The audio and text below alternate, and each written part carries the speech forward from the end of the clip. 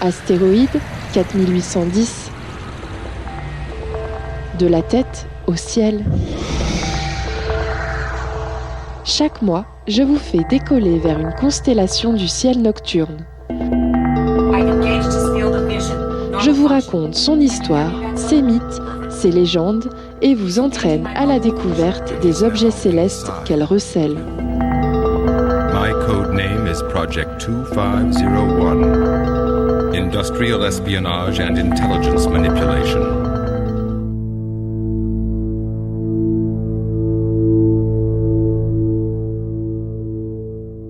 Positionné dans la Voie lactée, dans une partie du ciel très visible et riche en éléments célestes, Persée est composée d'un grand nombre d'étoiles lumineuses. Pour la repérer dans le ciel, il est possible d'utiliser plusieurs moyens, mais elle ne présente pas une forme géométrique bien précise. Alors n'hésitez pas à utiliser une carte du ciel ou des applications telles que Stellarium ou SkyMap.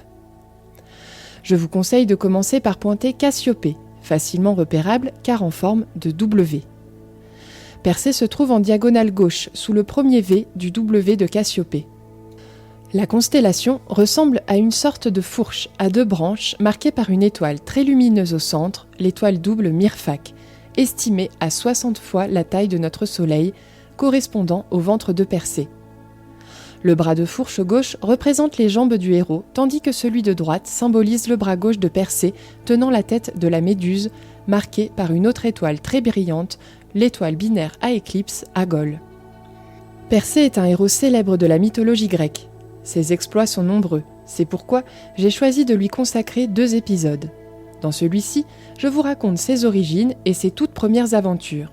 Puis, dans l'épisode de septembre sur les constellations d'Andromède et Cassiopée, nous continuerons à découvrir ce personnage à travers les aventures qui vont faire de lui un héros mythique. Avant de commencer son histoire, je vous invite à vous laisser porter quelques instants par les basses d'Hiroshima, Son of Light. Plus, congratulations, you know you got a son. For looking back is done. Know you got a son. For looking back is done. Know you got a son. For looking back is done. Know you got a son. Pick out the story yesterday when I was walking. Know you got a son. Usher, he out for looking back is done. Know you got a son. For looking back is done. Know you got a son. Pick out the story yesterday when I was walking. Know you got a son. Usher, he out for looking back is done. Know you got a Know you got a hey, yeah.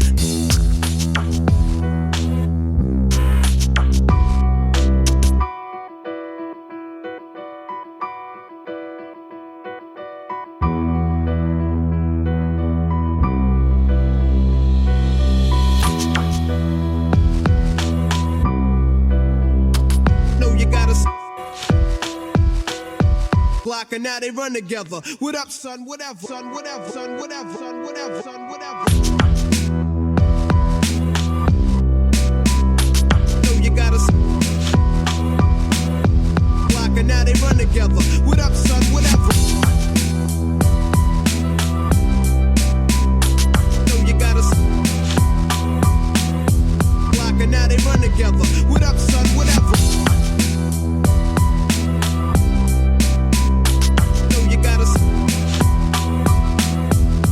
Now they run together. What up, son? Whatever. Know you got a block and now they run together. What up, son? Whatever. What up, son? Whatever. What up, son? Whatever. What up, son? Whatever. What up, son? Whatever. Vous êtes sur Globule Radio 90.5 et nous venons d'entendre Son of Light d'Hiroshima.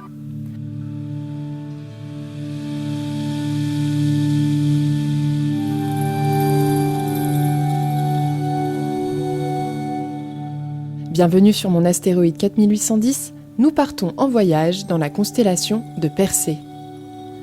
Comme je vous le disais à l'instant, Persée est un personnage célèbre de la mythologie grecque. Avant de vous raconter ses aventures les plus connues dans l'épisode de septembre, nous allons ce mois-ci découvrir ses origines et ses premiers exploits.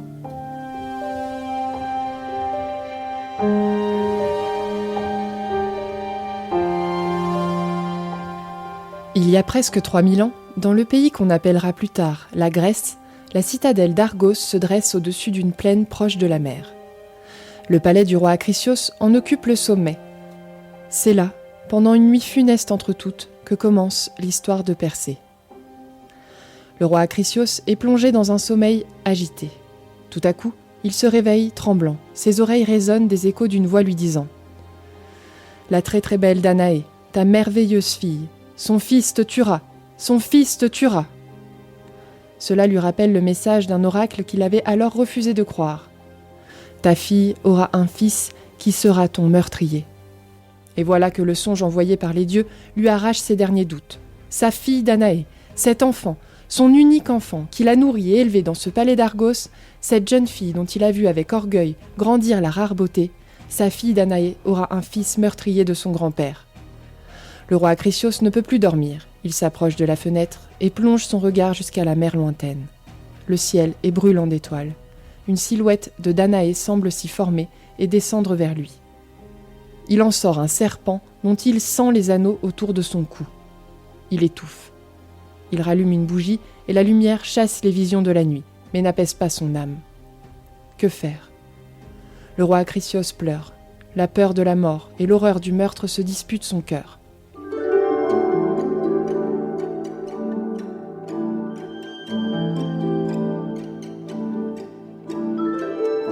Le ciel blanchit. L'aurore, aux doigts de rose, redonne au palais des dimensions imposantes. Acrisios se sent de nouveau le roi. N'a-t-il pas le pouvoir des êtres sur les choses ? Sa fille elle-même n'est-elle pas soumise à ses volontés ? Plus personne ne verra Danaé la merveilleuse. Aucun homme ne la demandera en épouse et elle n'aura pas de fils. Une chambre souterraine est creusée sous une terrasse du palais d'Argos dans laquelle on enferme Danaé. Dans le plafond, une étroite fente permet, seule à la lumière du jour, de pénétrer dans le caveau. Un escalier y mène, fermé par une porte de bronze aux solides charnières. Seule une servante de confiance en a la clé. Elle apporte ses soins à Danaé, soumise et écrasée par la peur haineuse qu'elle a vue pour la première fois sur le visage de son père. La nouvelle s'est répandue dans la ville, et tous n'approuvent pas la décision du roi. Le palais, silencieux, domine la ville de sa masse sinistre. Le roi Acrisios est malheureux. Il passe de longs moments sur la terrasse où est creusée la prison de Danaé. Ses nuits ne sont plus hantées par des visions de mort, mais ses jours s'usent en remords mêlés de crainte.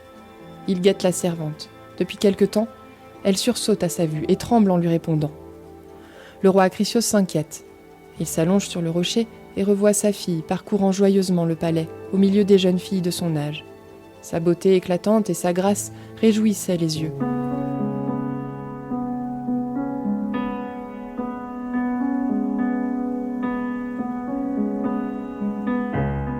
Tout à coup, des cris d'enfants nouveau-nés troublent la vision du roi.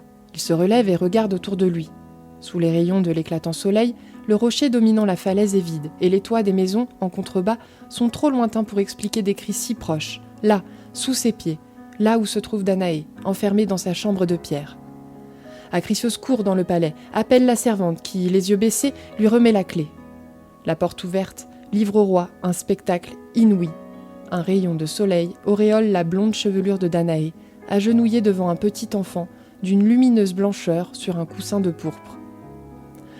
Acrisios sent monter en lui une haine meurtrière. Mais les coutumes royales sont les plus fortes. Il fait comparaître devant lui sa fille et la servante. Tu sais bien le châtiment réservé à une servante infidèle à son maître. Ton sang sera le prix de ta trahison. Danaé proteste de l'innocence de la femme. Personne n'est entré par la porte de bronze dont tu lui avais confié la clé. Je te le jure par tous les dieux, mon père, seuls les rayons du soleil, passant par la fente de la voûte, sont entrés, comme une pluie d'or me visiter dans ma solitude. Cet enfant m'est venu comme un don des dieux et ne saurait te faire de mal. Acrisios regarde sa fille serrant son fils dans ses bras. Elle est devenue sa plus perfide ennemie. Déjà, le sang de la servante égorgée se répand sur les dalles. Acrisios cherche comment faire disparaître sa fille et la tragique destinée qu'elle tient dans ses bras. Ses yeux se portent sur la mer qui écume l'horizon. La mer, l'eau profonde et agitée de vagues traîtresses, les coups de vent et les monstres de l'abîme qui remontent à la surface dans les nuits de tempête. Ah, Danaé, je n'aurai pas sur mes mains ton sang ni celui de ton fils, mais tu périras quand même. » Danaé et son fils sont jetés à la mer dans un coffre de bois. Mais le ciel et la mer ont pitié de Danaé. Le vent retient son souffle et la mer gonfle une vague sereine jusqu'au sable d'un rivage accueillant.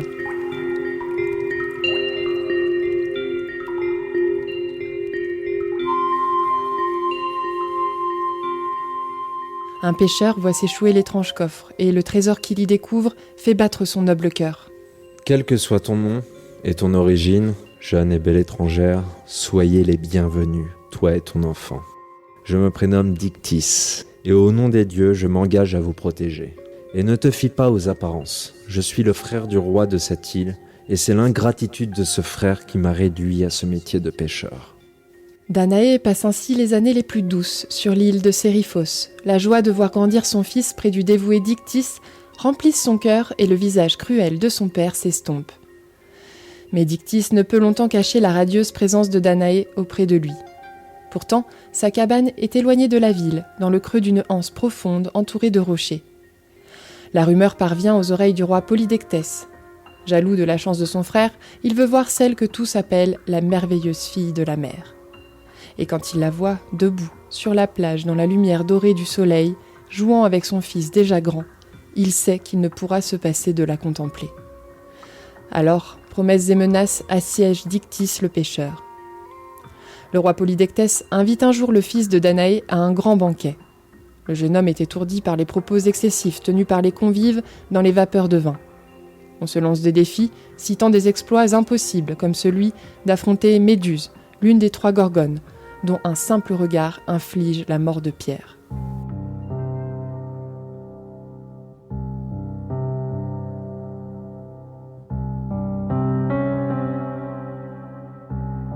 À la fin du repas, chaque convive, comme il est d'usage, annonce le présent qu'il offrira au roi pour le remercier. Une amphore de vin précieux, des animaux ou encore des parfums rares. Le roi se tourne vers le fils de Danaé et lui demande avec ironie et dédain quel sera son présent. Le jeune homme, piqué, se redresse et crie d'une voix rageuse qui lui apportera la tête de la Méduse. Quel orgueil l'a poussé, lui qui n'a pas eu de père pour lui donner un nom, à lancer un défi aussi insensé. Il implore les dieux de lui venir en aide et ces derniers répondent à son appel. Comme des ombres bienveillantes du fond de la nuit, Hermès et Athéna viennent réconforter le fils de Danaé. « Vois cette épée, elle tranchera net le cou de la Méduse si tu as le courage de t'en approcher. » Prends ce bouclier, il est poli comme un miroir. Je connais Méduse, c'est moi qui ai fixé les serpents sur sa tête d'orgueilleuse. Elle ne séduit plus personne. Et Poséidon, le dieu de la mer, est bien le premier et le seul qui l'aimera. Tu vas achever ma vengeance, fils de Danaé, en mettant fin à la vie d'une mortelle qui se croyait plus belle que les déesses immortelles. En seras-tu capable, jeune présomptueux ? Une longue route te sépare du pays où gîtent les Gorgones. Elles sont 3 sœurs. Méduse est la seule mortelle. Les 2 autres sont des monstres avec des griffes et des ailes rapides. Va, remonte les sources de la Borée, le vent du Nord. Là, le peuple d'Apollon t'indiquera la voie.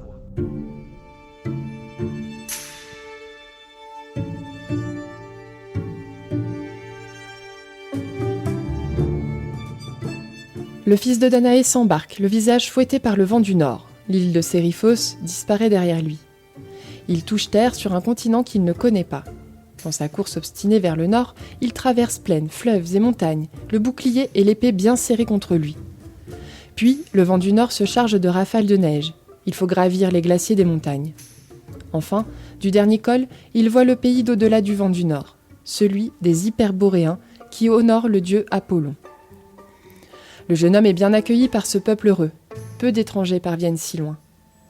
Afin de poursuivre sa route vers les Gorgones, on lui indique de suivre le chemin allant jusqu'au repère des vieilles, 2 sœurs nées avec des cheveux blancs et qui n'ont qu'un seul œil qu'elles se passent tour à tour. Seules les vieilles peuvent lui indiquer le repère des Gorgones. Le fils de Danaé regarde avec effroi ces 2 femmes qui, au seuil d'une grotte, se passent l'œil unique, leur unique trésor. De son abri, le jeune homme attend que se calme son cœur. Il s'habitue peu à peu au va-et-vient de cet œil qui passe d'une main à l'autre. Les vieilles sont la méchanceté même. Comment les faire parler ? Elles n'ont même pas la vie à perdre, seulement cet œil. Il faut le leur prendre. Le fils de Danaé rampe alors sans bruit en contrebas de l'entrée de la grotte. Il se met à l'aplomb de l'intervalle qui sépare les deux sœurs et se dresse brusquement au moment où l'œil précieux passe de l'une à l'autre. Sa main se referme sur la main griffue et s'empare de l'œil. Malgré sa joie, il frémit en voyant ses orbites vides et ses boules édentées hurlant de colère. Vite, il propose l'échange, l'œil unique contre le chemin qui mène chez les Gorgones.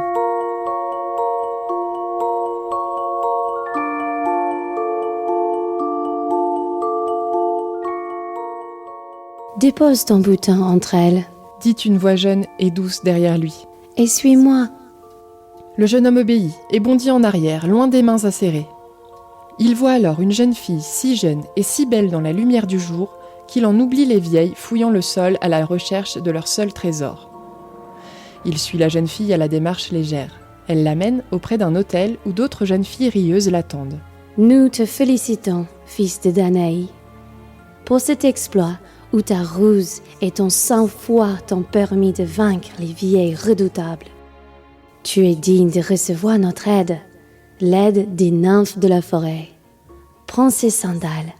Les ailes que tu y vois attachées te permettront de voler comme un oiseau. Prends aussi ce casque qui te rendra invisible. Il a été fait par Hades lui-même, le dieu des enfers. Prends enfin cette besace. Tu y mettras ce que tu as venu chercher si loin. Puisses-tu passer avec succès cette dernière épreuve. Les nymphes l'entourent, le coiffent du casque d'Hadès, ajustent sur son dos la besace et fixent les sandales ailées qui le conduiront vers les Gorgones. Le jeune homme se sent emporté par un vent violent, son esprit se brouille. Il serre son bouclier contre lui et affermit sa main sur son épée. Le voilà maintenant à terre, sur une plaine aride.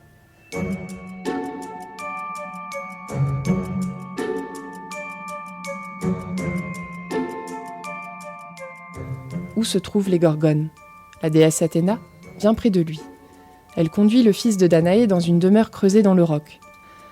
Des tentures de pourpre et d'or, de haut plafond, des colonnes sculptées, des vasques précieuses en font un palais digne des dieux. Le dieu à la chevelure bleue, le dieu de la mer, Poséidon lui-même, n'a-t-il pas foulé ce sol de marbre pour retrouver Méduse, la très belle, avant qu'Athéna ne la rende repoussante en mêlant des serpents à sa chevelure ? Méduse et ses sœurs se sont endormies sur un lit de peau de bête sauvage. Le jeune homme s'approche et les serpents dressent leur tête en sifflant. Méduse, réveillée, ouvre ses yeux terribles mais ne voit que son reflet dans le poli du bouclier dressé devant elle. Vite, le héros lève l'épée d'Hermès et tranche le cou de Méduse. Et la tête coupée tombe au pied du lit. Le jeune homme la jette dans la besace et en noue les cordons avec soin. Il recule aussitôt, car le sang qui jaillit par saccades du cou tranché se répand sur les peaux de bêtes sauvages du lit. Et il en sort un homme prodigieux, brandissant une épée d'or.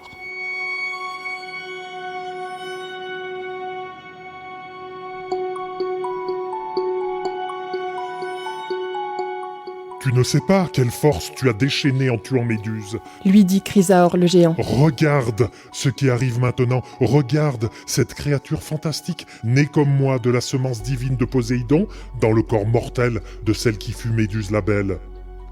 Et le fils de Danaé voit un grand cheval blanc se dresser près de la couche sanglante. Un cheval aux grandes ailes frémissantes qui bondit hors du palais et s'enfuit dans les airs. Ce cheval, Pégase, portera la foudre de Zeus, le dieu du tonnerre, et brillera pour toujours dans le ciel étoilé. Maintenant, accroche bien ton casque et tes sandales, prends ton butin et pars, car les sorts de Méduse vont se réveiller. Le fils de Danaé sort du palais, encore étourdi par ses prodiges. Tout à coup, un hurlement résonne sous les voûtes et deux formes ailées sortent dans la lumière, volant de tous côtés pour lacérer de leurs griffes le meurtrier. Mais lui, invisible, leur échappe. Alors, les deux sœurs se posent sur le toit du palais et font monter de leur gorge un chant si lugubre que tous les êtres vivants alentour compatissent à leur peine. Athéna écoute ce chant. Elle en conserve la mémoire et dans sa miséricorde l'enseigne aux hommes afin qu'ils sachent comment exhaler leur peine et puiser leur douleur devant la mort en chantant le traîne tragique. Le fils de Danaé fuit la lamentation funèbre des deux sœurs pleurant Méduse et sa mort violente. Il ne sait où il va, incapable de diriger ses sandales divines. Du ciel, la besace laisse tomber des gouttes de sang jusque dans la mer où elle crée, dit-on, les pierres de corail. Des gouttes tombent dans le désert et font de mortelles vipères. Notre récit s'arrête ici. Je vous raconterai la suite lors du prochain épisode sur les constellations d'Andromède et de Cassiopée. Comment le fils de Danaï est devenu Persée, son combat face à la baleine monstrueuse, les retrouvailles avec sa mère et le meurtre de son grand-père Acrisios. Restons donc en vol avec Persée, poussé par ses sandales divines à l'écoute de Wide Wings de A Band of Burials. A child smiling up high on the white safe wings of his father and wife.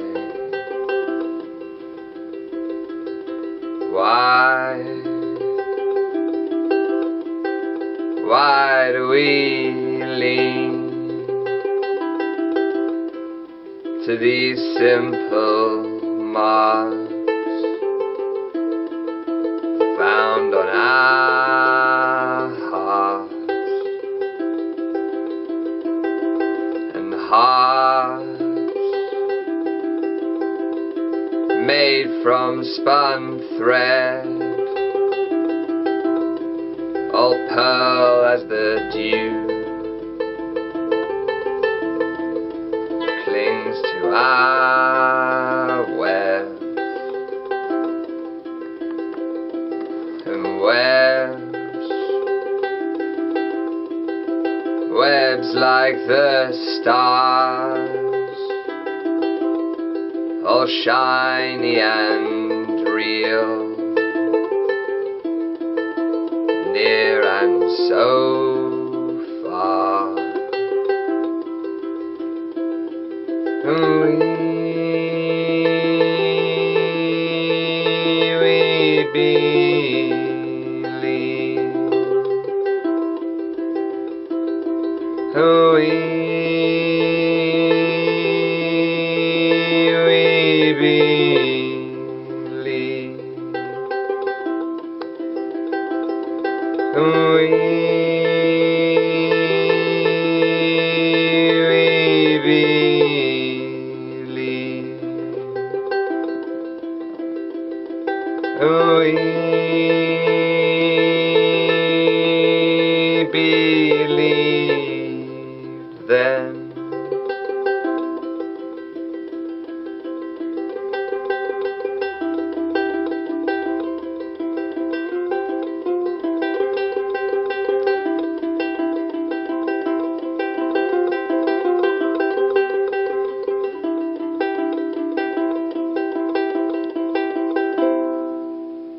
C'était Wide Wings de A Band of Burials. Vous êtes sur Globule Radio 90.5 et nous sommes toujours en voyage dans la constellation de Persée.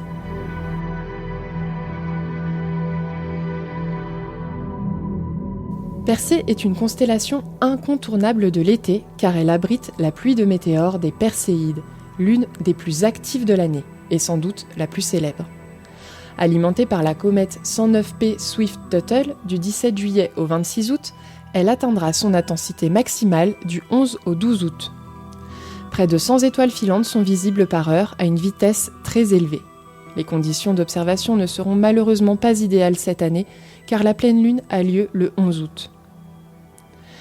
Cette constellation regorge également de nombreux objets célestes incroyables à observer. Le plus connu d'entre eux est le double amas de Persée. Il est repérable à l'œil nu, apparaissant comme une petite tache cotonneuse entre les constellations de Cassiopée et de Persée. Une petite lunette ou des jumelles suffisent pour en apprécier les étoiles dont il regorge. Le premier amas, NGC 869, est constitué de 200 étoiles à environ 7200 années-lumière de nous. Et le second, NGC 884, est constitué de 150 étoiles situées à environ 7500 années-lumière. Ce superbe agrégat d'étoiles brillantes est parfaitement connu depuis les temps antiques. Il a été mentionné par les Babyloniens, puis les Grecs comme une étoile floue. En 130 avant Jésus-Christ, Hipparque l'inclut dans son catalogue. Les deux groupes d'étoiles sont nés à partir de la même nébuleuse. Selon des travaux menés en 2002, tous les deux ont le même âge, autour de 12 millions d'années. Le double amas de Persée est animé d'un mouvement dans la Voie lactée le conduisant à s'approcher de notre système solaire à la vitesse de 22 km par seconde.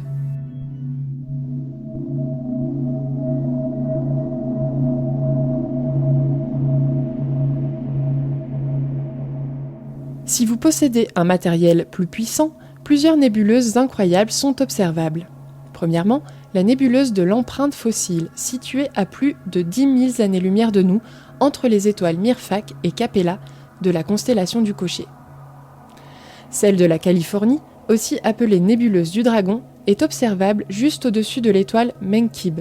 Elle est à environ 1500 années-lumière de nous. Enfin, vous pouvez observer la magnifique nébuleuse de l'Embryon, non loin de l'étoile Attique, située à 4000 années-lumière de nous.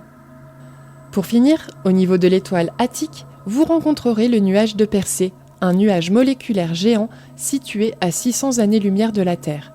Il contient plus de 10 000 masses solaires de gaz et de poussière. Vous retrouverez sur la page Facebook d'Astéroïde 4810 les photographies de ces objets magnifiques. Ce sera tout pour la constellation de Persée. Je vous retrouve le mois prochain pour un voyage vers les constellations d'Andromède et de Cassiopée.